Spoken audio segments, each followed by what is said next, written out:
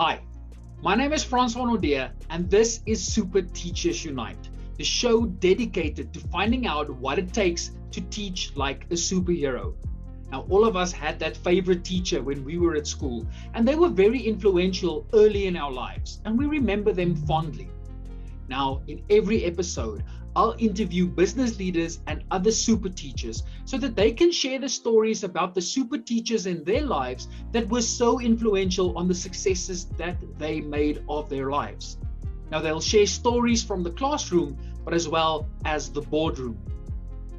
In every episode, our guest stories will assist us in finding out, especially if you're a super teacher, what it is going to take to improve your practice. And if you're a business leader, how will you improve your people, your processes, and your profits? Now, if you need me to assist you in finding out how you can teach like a superhero, check out our website at staysuper.co.za. What is it that makes a good teacher great? I am so obsessed with this topic because I believe that teachers need to be super teachers, people who really go above and beyond the call of duty to inspire greatness in other learners. I mean, that's why I've developed the Teach Like a Superhero public talk that I give at schools to support teachers and just showing them what is it that we can do to inspire greatness. But the thing is, there are so many different ways in which teachers can inspire greatness. So in the previous season's episodes, we kept on asking our guests, what were the traits, what were the things that the teachers did when they were at school that they can still remember, the things that had a lot of impact. So in today's episode, we've compiled the responses from our guests on the question of what was it that of your favorite teacher that made them so impactful? And we put that together in today's episode so that you can, in a very easy bite-sized type of episode, find out what you can do to improve your practice and how you can build the relationships with the learners. Enjoy it. Sure. One characteristics of the teachers in my life, they had my best interest at heart. And I remember they were invested in me, not in me necessarily being an academic or being the best athlete or the best netball player, even though that resulted in that because of the fact that I was so loyal. But it was about wanting to develop me to the best of my ability. And it was challenging me, getting me out of my comfort zone, but not breaking me. And I might say this more on a sporting front, because I was quite sporty at school. So yeah, I just remember that complete investment in me wanting to develop me without breaking it, and pushing me beyond my boundaries the whole time, which is probably part of my personality as well. But that I remember that so well. And there was quite a few teachers at school that did that. From an academic point of view, in my economics teacher, I remember that so well. He invested so much time in me to get my distinction in economics. And I will never forget that. And when I got that, I remember how happy he was. And it wasn't about him, it was about me as the student. So yeah, I think it's that investment in the pupil, I think it's what it's called. It's an interesting question, and I think it's multifaceted. For me to narrow it down to one particular thing would be difficult because everybody receives differently. For me, I enjoy enthusiasm. It's nothing worse than a teacher, instructor coming into the classroom and just, guys, we've got 8 hours of this today. Let's just get through it and, just tick the box. And then and that to me, I like to see enthusiasm. I like to see an interest and a passion for what they do, because if they're passionate, it means the subject means something to them. And that intrigues me. So I want to know as well. And it can be anything. In school, I really, like I said, this Mr. Bidgood, he was incredible because he made history come alive. And you speak to a lot of people saying, oh, history, no, come on, it's like it's gone. But the future is built on the past. And if you understand what's happened in the past, you'll understand where we're going as a future.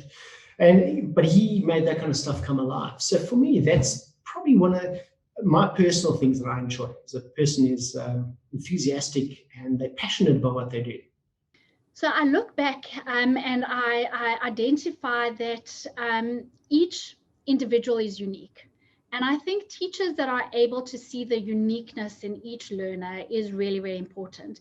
It's about understanding the concepts that you're teaching so intimately that you're able to give them a story, that you're able to give them a life, that you're able to make them exciting. I think that's vitally, vitally important, that you're not just regurgitating the work and just reading the textbook and saying, this is the work, but you're able to identify the work so intimately that you can bring it to life and you can share it in different ways for different children. So some children are going to catch the concept in a certain way, and some children are going to need a different version of how to teach that.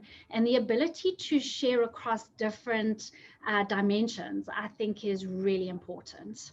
Yeah, for sure. I mean, I mean this in the appropriate sense, but intimacy comes with time. Like, I mean, think of your best friends, think of family members. Like, it's through the time that we spend with them that we're able to strengthen our relationships in general. And teachers have the capacity to do that, I think, through like extracurricular activities, whether it be sports or other things, and making it a point to go to kids' performances or whatever, like when we're kind of in normal routine.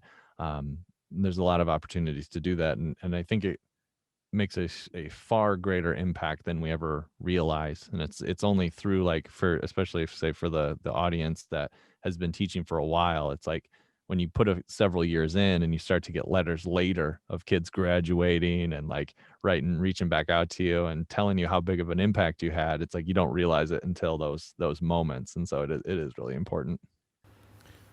I think with Bunny Ashley Botha, his superpower was he didn't believe that kids had limits.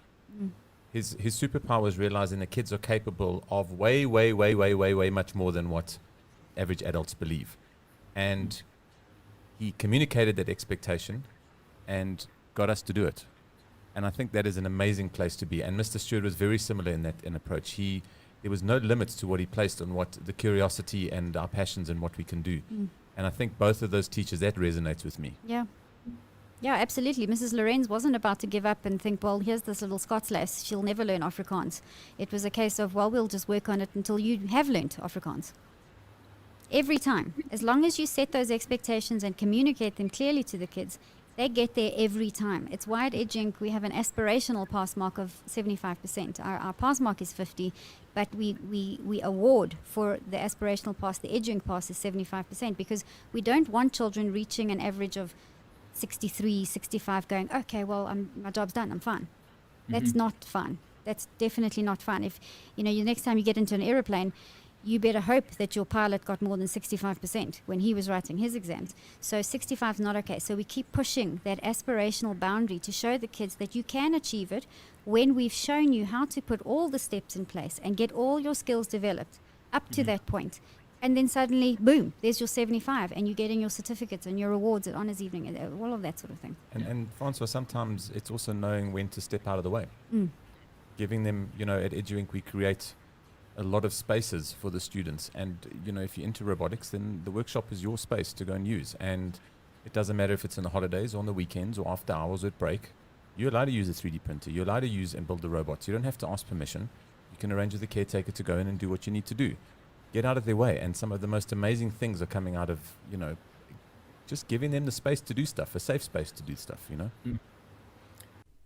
Well, that takes me to something that I had shared with you that I didn't, again, realize until much later, is how important and how amazing a lot of the educators I had, their facilitation skills.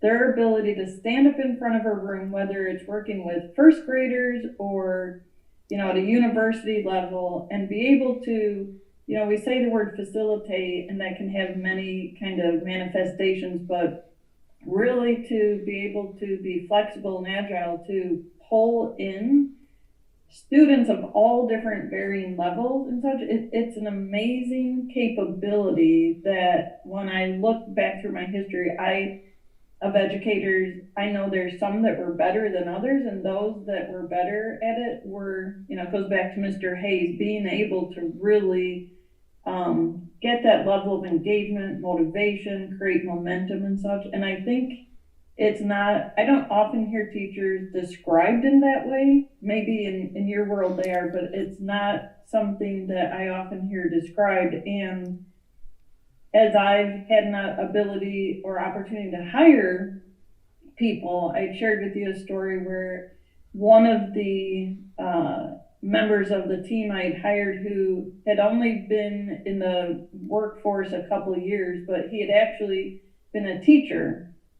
And we hired him with little, like you said, fairly green. I'll say fairly green. And he blew my mind. His ability to stand in front of the boardroom and facilitate in front of the most seasoned experts, I was astounded. And I didn't realize, oh my gosh, he's pulling on that all of that experience he had, even in those couple of years of teaching at a grade school level. He was able to bring that into the boardroom, and those facilitation skills accelerated him beyond some of the more seasoned people on my team. Yeah, that's the distinction between a teacher who sees it as a job and a teacher who sees it as a sacred calling. Because when it's a calling, you know, you go the extra mile, because that's what it was. I was in a different section of the prison even as the one where her library is, because she was the librarian as well. And so she had to walk across the prison.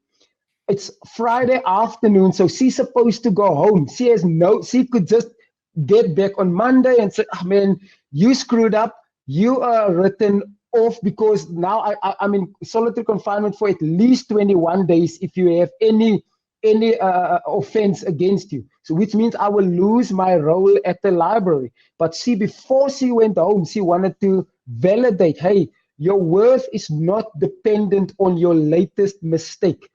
Whatever is inside of you, whatever gifts, it is still there. You've messed up and you will have to carry the consequences, yes, but I will be there to walk this journey with you. Well, that's it for today's show. I hope that you found value and that your classroom or your boardroom is now a better place to work at. Please go check out the website staysuper.co.za to find out how my keynotes, workshops, or mastermind can assist you in teaching like a superhero. Until I see you in person or chat with you online, stay super.